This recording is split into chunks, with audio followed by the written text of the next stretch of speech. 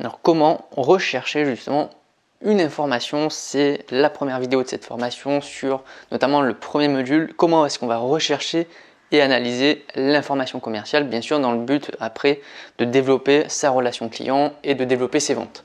Donc il y a tout un processus quand on fait une recherche d'information, donc un processus qui est en 6 étapes.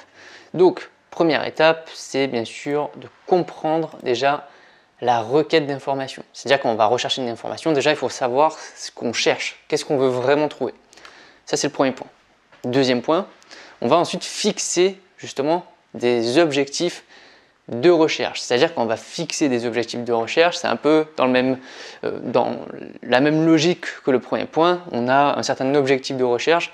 Alors quel est le domaine d'activité dans lequel est-ce qu'on va rechercher? Ça peut être combien de temps est-ce qu'on se fixe de recherche, parce qu'on pourrait rechercher des heures et des heures, mais comme on pourrait se dire, bon, pendant 1 heure je fais des recherches et ça va m'aider à développer mon marché par exemple. Justement, quel type de recherche est-ce qu'on va faire? Donc voilà, après il y a plusieurs stratégies de recherche à choisir. Là, donc c'est le troisième point, quelle stratégie est-ce qu'on va utiliser?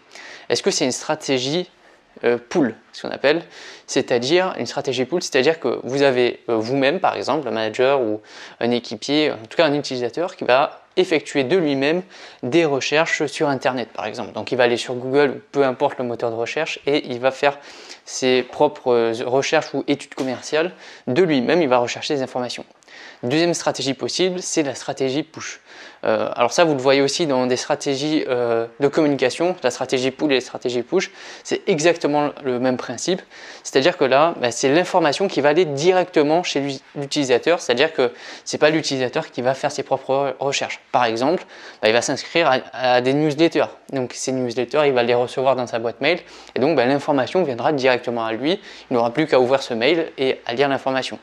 Il y a aussi Google Alert qui existe, qui nous permet, Google Alert tout simplement, de mettre son adresse mail, de dire justement quels sont les termes de recherche justement que la personne recherche, et puis dès qu'il y aura un article à ce sujet-là qui utilisera ces mots-clés, il recevra une notification pour aller voir justement cet article. Donc c'est des stratégies qui permettent justement d'obtenir des informations. Vous avez aussi bien sûr ce qu'on appelle les abonnements, quand vous allez vous abonner à, par exemple à la presse privée, à de la presse spécialisée comme Linéaire dans la grande distribution ou LSA. Donc là aussi vous allez recevoir des documents, des informations que vous aurez payé certes, mais tous les mois vous allez recevoir votre catalogue ou votre document qui vous donnera des informations. Ensuite, quatrième point, une fois qu'on a bien sûr qu'on a choisi notre stratégie de recherche, bien sûr, il va falloir, une fois qu'on l'aura récolté, c'est de trier l'information. Donc, quand on fait des recherches d'informations, c'est la partie qui nous prend quand même pas mal de temps. C'est-à-dire qu'il va falloir écarter les informations qui datent de très longtemps. Alors, quand on fait une étude, par exemple, commerciale, il faut que ces informations aillent maximum 2 à 3 ans en arrière. Après, au-delà, ça commence à faire vraiment beaucoup. Donc ça, tri d'informations, c'est super important. Après, cinquième point, une fois que vous aurez trié l'information qui sera vraiment utile, il va falloir ensuite l'analyser à votre cas, comparer, faire un diagnostic, en sortir en tout cas des informations importantes, qu'est-ce qui ressort de cette étude et qu'est-ce que, par rapport au magasin par exemple, est-ce qu'on est loin de ces informations-là? Est-ce que ça va nous aider? Comment est-ce qu'on va pouvoir exploiter ces données? Et donc une fois qu'on aura analysé tout ça, on va devoir bien sûr transmettre cette information donc aux équipes par exemple. Par exemple, si on a fait une veille commerciale, on a vu que telle ou telle chose marchait très bien à la concurrence, on va peut-être dire aux équipes de le faire. Ou informer bien sûr ses dirigeants de toutes les informations qu'on a pu trouver. Donc, qu'est-ce qu'une bonne information? Et ça rejoint la partie tri de l'information. C'est-à-dire qu'il y a des informations qu'on va devoir écarter.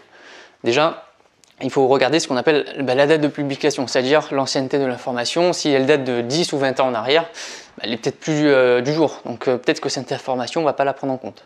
Après, il y a la précision de l'information, c'est-à-dire est-ce que c'est une information par un blog, par exemple, généraliste, donc qui n'a pas forcément une spécialisation dans votre domaine et donc qui peut juste trouver ces informations par hasard. Donc là, il y a une fiabilité qui est un peu moyenne. Par contre, si vous êtes vraiment dans un site web ou par exemple chez Linéaire ou LSA, où ils sont vraiment spécialisés dans la production d'informations commerciales, là, l'information, elle est beaucoup plus véridique parce qu'ils sont spécialisés là-dedans, c'est leur métier de faire ça. Après, vous avez ce qu'on appelle l'accessibilité, c'est-à-dire qu'il y a des informations que vous allez pouvoir acquérir de manière totalement gratuite et d'autres payantes. La plupart du temps, les informations payantes sont de meilleure qualité parce que déjà vous les avez payées, donc ça veut dire qu'il y a eu des personnes qui ont été payées pour aller trouver ces informations, pour aller faire des études commerciales par elles-mêmes, et donc maintenant vous payez pour pouvoir les récolter. Quand c'est gratuit, des fois c'est juste du réchauffé, plusieurs articles qui vont traiter de la même chose. Donc à faire attention des fois au niveau de l'information, si elle est gratuite ou payante. Si elle est gratuite, faire attention que de bien vérifier la source en tout cas. Après, il y a ce qu'on appelle la pertinence. Donc, est-ce que l'information qu'on reçoit, est-ce qu'elle répond à notre problématique? Par exemple, c'est le cas si vous êtes sur un site généraliste, peut-être qu'on va vous donner qu'une petite partie qui vous intéresse. La plupart ne vous concernera pas. Alors que si vous êtes dans quelque chose de beaucoup plus spécialisé et qui justement répond pile poil à votre problématique, vous cherchez une étude de marché sur le secteur du sport par exemple, vous vous attendez à chercher des études de marché spécialisées sur ce secteur, et peut-être que vous allez trouver des études de marché sur l'ensemble des biens de consommation et pas forcément que du sport. Donc c'est là où ce qu'on appelle la pertinence, est-ce que ça répond vraiment à la problématique?